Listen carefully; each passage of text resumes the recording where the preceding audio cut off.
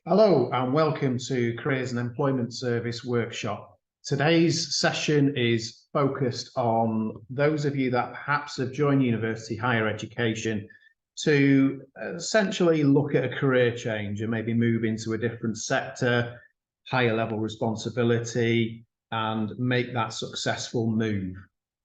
So what we will cover essentially is the confidence and ways to improve your confidence that you can compete successfully for these new roles.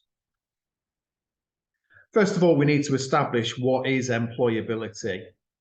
And when you actually break down who is successful in applying and gaining new opportunities, new career changes, whatever that might be, it does seem to focus on certain key variables that are vastly important. Now, one of them you are all addressing in the first of these formulas here.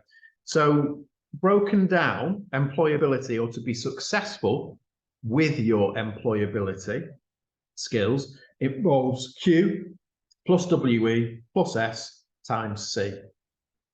And as I mentioned, all of you are actually addressing that first part of the formula, which is Q. But that on its own is not enough.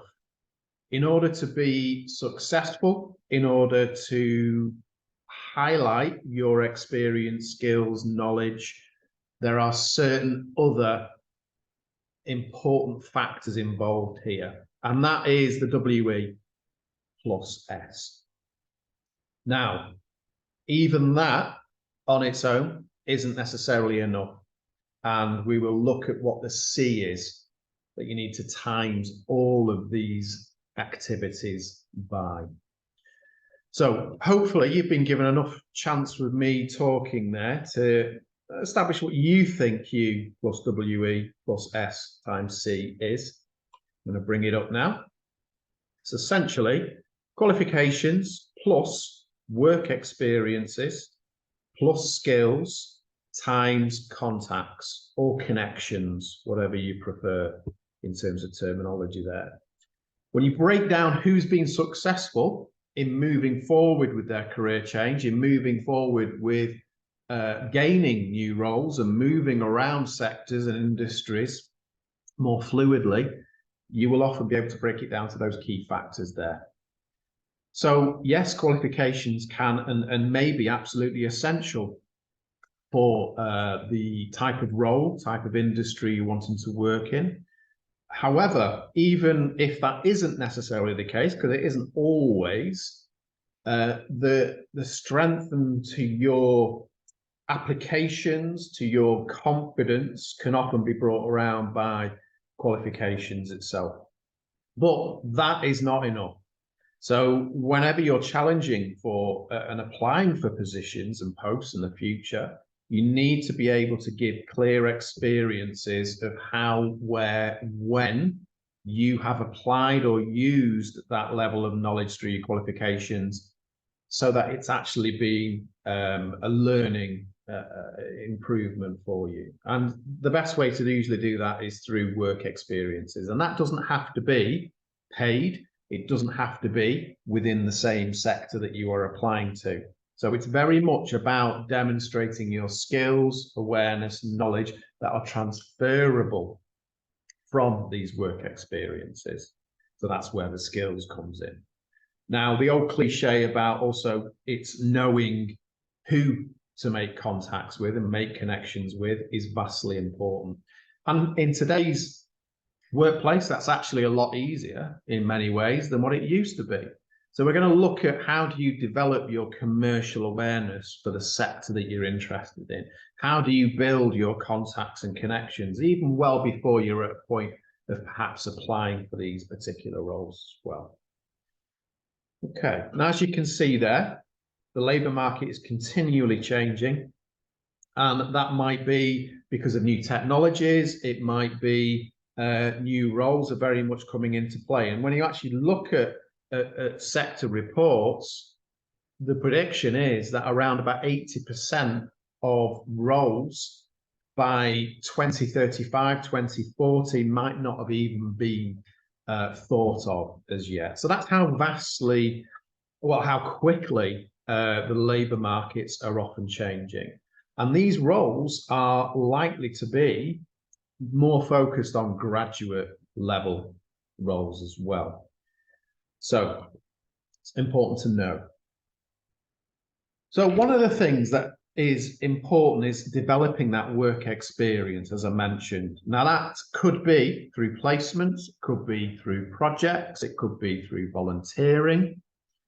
It could well be through part-time roles and making sure that you have that awareness of the skills that you demonstrated or developed in that role and how it would contribute to your new career change or your new roles that you focused on. So skills, experience, employability work hand in hand. They don't work in isolation.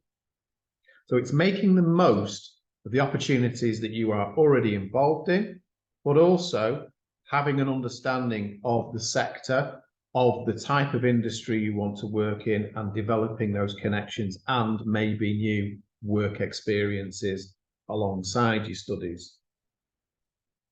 So think about what employability skills do you currently possess that would be very transferable and also that you can evidence, and also link that to the type of area that you are perhaps interested in working. And are there any gaps there? Are there any kind of obvious skills or evidence gaps which you can fill through perhaps developing your work experiences as you go through your studies? Always important to know what employers are actually looking for. And there are commonalities between all different industries and sectors. And you can see on the slide here that I've listed the top 10. There may be some surprises there may not be. What is common to all of these is that pretty much all sectors have had an input into this report. So this is essentially a survey based from the World Economic Forum of predicted job skills that have been most valuable in the labour market generically. And you'd be hard pushed to see where these wouldn't fit in, because reality is the adaptations of new technologies, of working with others, of collaborating is absolutely vastly important across pretty much any type of role. And this is what these skills are breaking it down to. So what are the key skills that they'll be looking for from you? And it will give you a good heads up in terms of thinking, well, where can I focus my activities to develop these skills, but also provide evidence in the future of these skills as well. So problem solving, your ability to think critically, decision making. So all of those key things which happen in life and within the workplace, this is always going to be a major activity involved in that work. There is always going to be issues. There is always going to be obstacles or challenges that need to be overcome in terms of moving forward or completing the tasks that have been set. So any employer will always be wanting to see examples, evidence of those types of problem solving, decision making type skills. But in addition to that, ability to communicate, and that might be communication between colleagues, clients, stakeholders, but also different forms of communication. So that might be the use of new technologies. It might be presentation skills. It might be your ability to work with others through using techniques such as mediation, negotiation, those kind of things.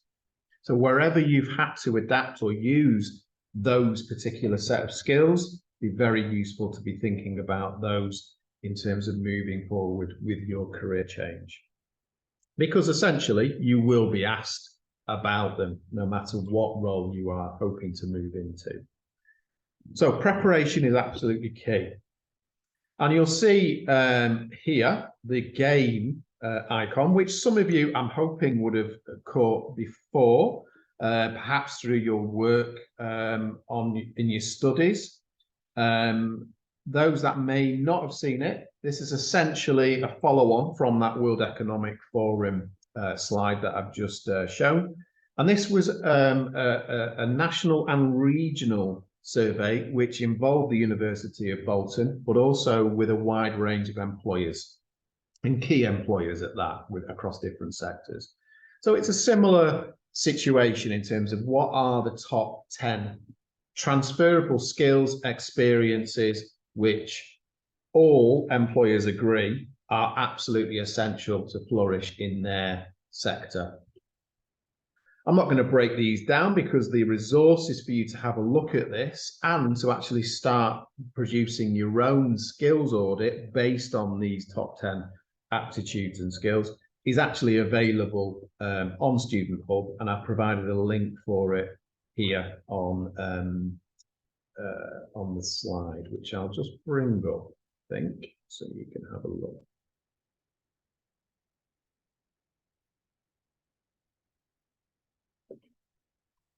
Yeah, here we go. So the game is essentially a self-assessment that develops your action plan in terms of providing your examples, your experiences, or developing them so that you are able to move forward with confidence in terms of being able to provide the evidence and understanding of the career that you are wanting to apply for, essentially. Now, you'll notice on here that it's been broken down into the top 10 key skill areas. And linked to that, you have useful resources for you to research, for you to actively take part in. So a lot of these are interactive resources that will then lead to your potential action plan, which you can set and design yourself with the content based on these.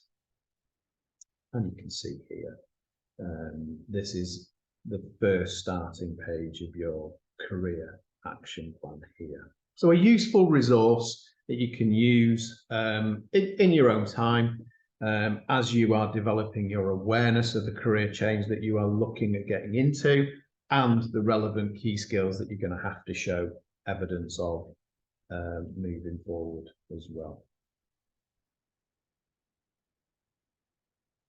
Okay, so what could you be doing on top of your studies, on top of your qualifications, whilst you're at higher education? And what kind of opportunities might you be wanting to look out for to provide that sort of evidence, if you like, of your suitability? And here's just a few ideas. Now, as you go through your studies, you may well be aware that there are platforms out there, graduate websites and platforms which promote a lot of these things that are on the current slide. So internships, essentially work-based placements, can last different times, tend to fit around your studies, so they'll be more focused during holiday times, that sort of thing. So Easter, summer being probably the main key times when these may run.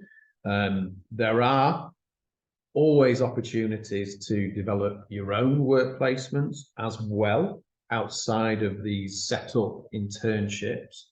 And that might be a volunteering placement. And there's places where you can explore to see if there's any relevant volunteering placements that are actually asking for your skills or for your input moving forward as well. So we'll have a brief look at some examples of that. On top of that, your own employment. You may well be in part-time employment or being in employment prior to starting your higher education study. And don't negate that. Don't think, well, it's not in the same area that I'm hoping to move into. There is always going to be relevance of what you have done in the past or maybe what you're doing currently. But the key is to really think about, well, what does it show about me? What does it demonstrate? And how does it relate to the types of qualities, skills, aptitudes that I will need moving forward into my new career area? So don't stop thinking that, you're not able to use past experiences. Many times students say, well, it's not in the same area, so therefore it's not relevant. It often it really is. And obviously postgraduate study as well. So lots of different kind of key opportunities that you can be looking at, researching and applying for whilst you're going through your higher education program. Volunteer work and placements and being involved in projects is absolutely vital. As we said at the top, qualifications on their own are often not enough. So in order to provide those evidence, think about developing your network, your connections, actually having experiences which you can relate some of those key skills. Voluntary work fits all of those kind of key areas. Not only that, it often demonstrates your commitment to causes and the fact that you've done this without pay, essentially. That's the purpose of voluntary work. Also shows that you are particularly proactive and that you really do perhaps feel passionately about the type of work that you are wanting to break into. So it's a fantastic way to demonstrate to any employer that you have relevant skills and have got a very proactive nature. So do really think about voluntary work, especially if you can't find maybe part-time roles in the type of key areas that you're wanting to work in. And there are examples where voluntary work is actually asked for. When you look at things like person-centered type roles, there can often be an expectation that you have a certain type of experience in certain environments, and voluntary work is often the key foot in the door that you need to get that. So I mentioned that there's different things that you can be looking at, and we've got a few here. This is not exhaustive, but there are a few potential places where you can find out, are there any current, say, voluntary projects which would give me exposure to the type of environment and skills that I need to demonstrate. And you've got Reach Volunteering here, which is very much based on skills development. You've got Do It, which is a well-known platform where employers can essentially say, we need somebody to support on this and have these types of skills. And you can actually view those placements on that website. Same with the Reach, but the Reach is very much more geared towards skill-based. Time Bank does a similar thing as well. We also, within the university, have the Bolton Student Union, and they do have links to other voluntary opportunities that might not well be on that list there. And that might be within the university itself. It could be outside the university. We've got Student Hub, and as you will all know, or certainly by the end of this workshop, you will know that that is the Careers and Employability Services platform. So we promote part-time jobs, graduate schemes, voluntary projects, all that are based on the Student Hub. And again, that could be both within the university, but also external on a regional basis, and even in some cases, national basis as well. And lots of other potential ones there that I've added on the slides. So looking at opportunities and where to look for vacancies, Student Hub is certainly a good starting point. If you are starting to develop your search for graduate roles as a career changer, some of the key sites I've put on this slide would be very useful in your research there as well. This will give you a bit of a heads up in terms of what vacancies you can apply for, often well in advance. So these could be almost a year prior to you starting. So when you're looking at graduate roles and graduate schemes, you need to really be looking from the September before you graduate. So September, and you might not start the role until, say, it could be August, September the following year. So there is often a really long period of time that these things can potentially be promoted. So you need to be looking at these things well in advance of perhaps when you think you need to be. Often, a lot of these opportunities might go by the end of January, February.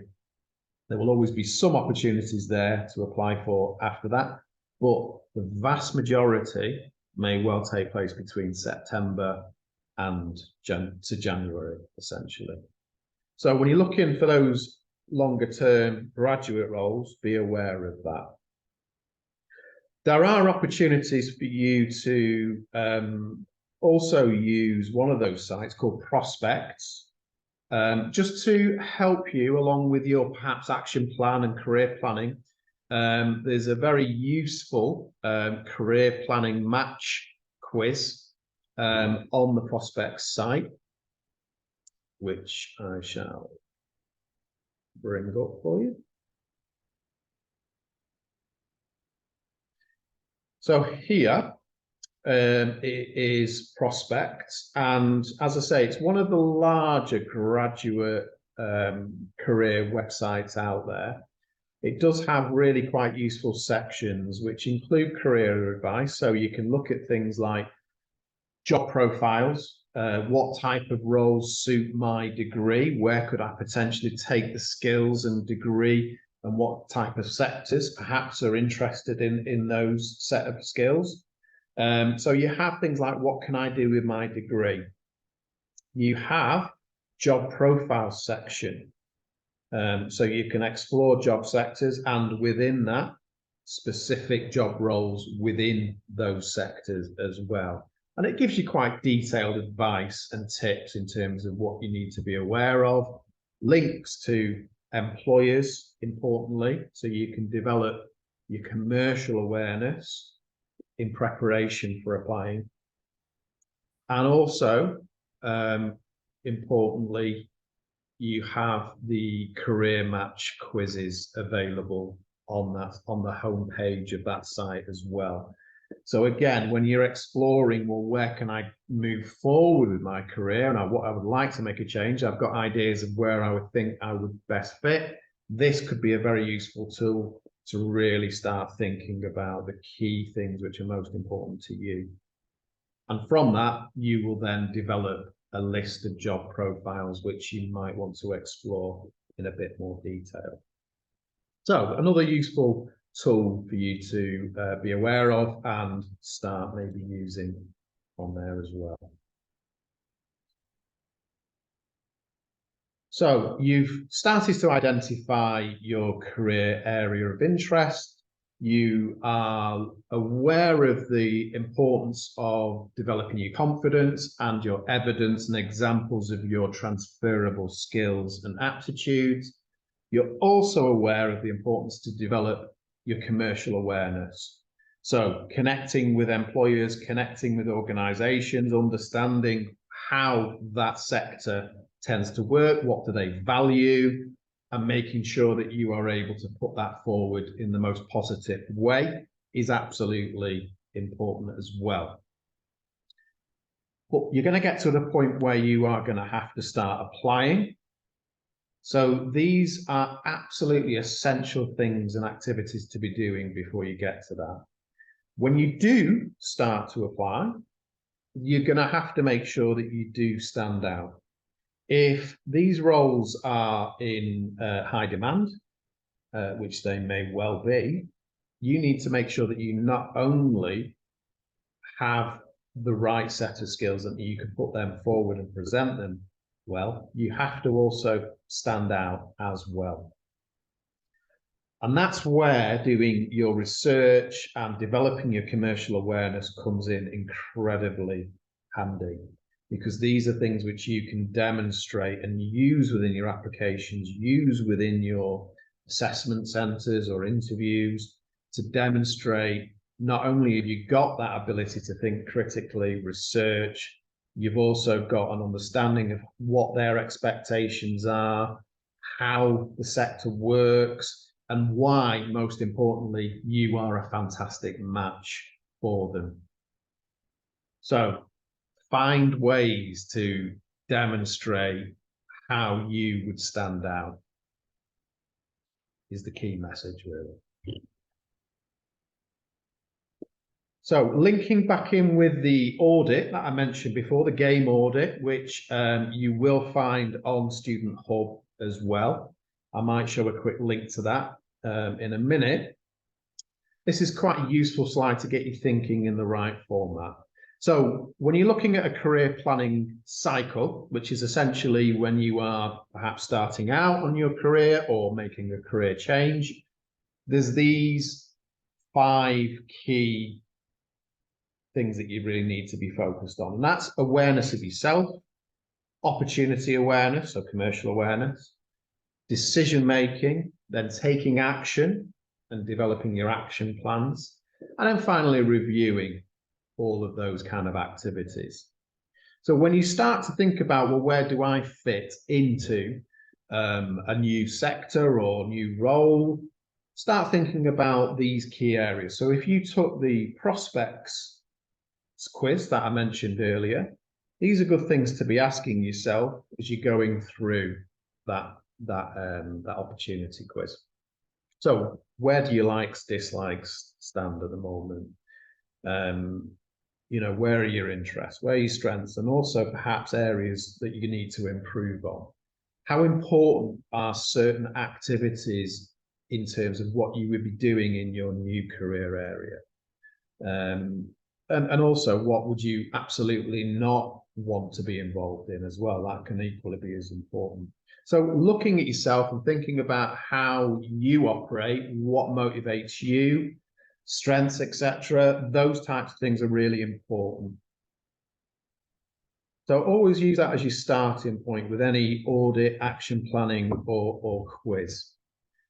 Then we've mentioned quite a lot around commercial awareness, opportunity awareness, absolutely vital. So, you know, you've got some resources here that you can tap straight into to help support you with that process. And that's where the matching starts to come in as well. You know, how good a match is what you are understanding of your new career sector, your new career roles. How does that fit in with your self-awareness of what you feel is most important for you, what motivates you, etc. So they work hand in hand. The careers action planning, there's a lot of words on this screen, perhaps too many, but essentially that's why I showed you the audit, because that breaks down those key areas of interest for you. So using the game audit, I think would be a very good process to take on this part of the career action planning cycle. And again, I've reiterated the skills audit here. So you've got links to be able to access that. I will bring it up again just to show you. So yeah. So on Student Hub, you will find game. So actually on the homepage of Student Hub, you will have this at the top. So you can click straight on game, and then you will be able to see, this is my one, but you'll be able to see the 10 key areas relating to your action plan, and then you will be able to start inputting some of your ideas that you've perhaps developed through the prospects quiz, but also through your own activities and resources linked to the audit. Okay. So very simple to access, but a very useful thing. And it's not something that you need to do in one go. In fact, it's probably better not to. So take your time over this. All the activities that you're involved in should feed into this audit. So take your time with it. Do it, you know, in sizable chunks is probably a better option. You can save your work. Okay.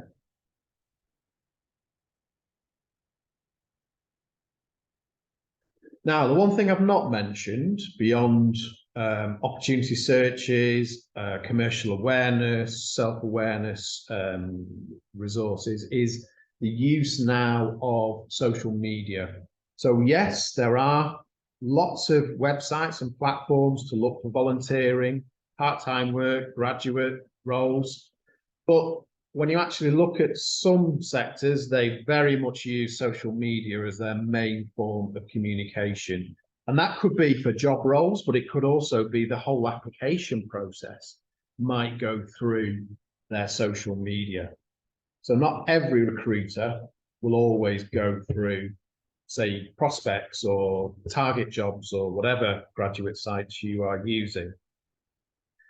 Now, the biggest one by a mile when it comes to careers is LinkedIn. And as you can see here, based on last year, so a survey done by Standout CV said that now at least 91% of all employers across all sectors use social media as part of their hiring process. So they put their adverts out, they put their vacancies out, and they actually go through the whole recruitment process through their social media platform of choice. Now, as I said before, LinkedIn is an essential one when it comes to anything like that. The chances that you will not only find opportunities on LinkedIn, but also find out so much more about that employer, the commercial awareness aspect that I mentioned before, and have the whole recruitment process on LinkedIn is really, really high that is going to happen. So use it would be the most important thing, I would say, when it comes to your career, comes to your awareness, developing your connections. Remember, that was part of the employability formula. LinkedIn is absolutely the most powerful single tool that you can have access to, because it covers all of those key areas, and all employers are using it now. Very, very few. You would have, a very, very small enterprise perhaps isn't using it, but even then they're considering it, because when you look at the marketing costs, especially if there's several roles which they need to promote, well, they're not going to have to pay hardly anything, are they, to go through LinkedIn, whereas they will to put out onto those larger websites and platforms. So do yourself a favor and make sure you're using LinkedIn to access your connections, to make contacts, to find out more about roles that are out there that you don't see elsewhere. And if you wish to get any support with that in terms of developing your account, your profile, to maximize your results, then do come in and see us within the career service. We'll be more than happy to help you with that side of things as well. So there's just a few reasons why you need to be looking at LinkedIn as part of your plan.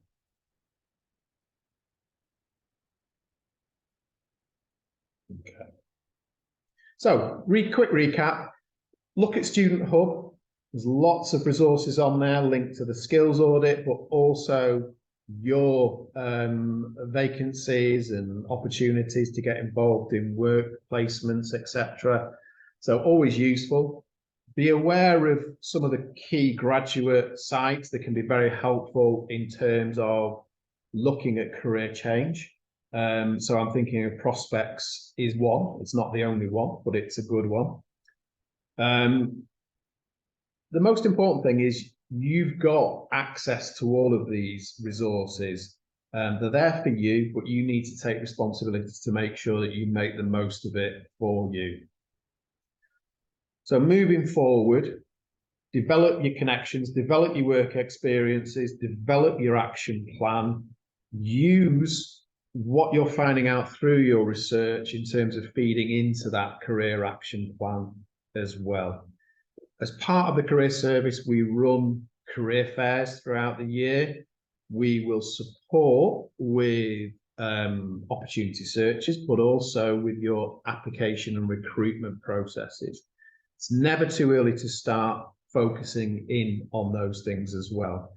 So what I mean by that is your presentation skills, your applications, your CVs, cover letters, your ability to feel confident with interviewing, with taking on perhaps an assessment centre, if that's part of the recruitment process.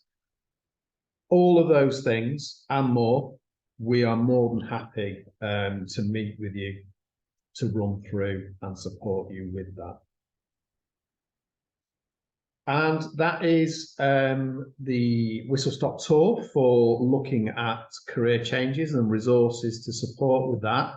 If any of you have got any queries or want to follow up with the career service, you can always just come in and see us. We're based in Chancellors Mall in the student services section. So the first room essentially on the right when you come into Chancellors Mall. We do offer drop-ins, but also we have one-to-one appointments, and they can be done face-to-face or over Zoom or over telephone. In addition to that, you also have access to Student Hub, as I said, and on Student Hub you can book appointments yourself. So you have full control to be able to book appointments. I'll just see if I can show you that. Yeah, so this is the homepage on Student Hub. If you've not seen it, looking at jobs, part-time, full-time, graduate jobs, volunteering, all of them that come in through the university get posted on here.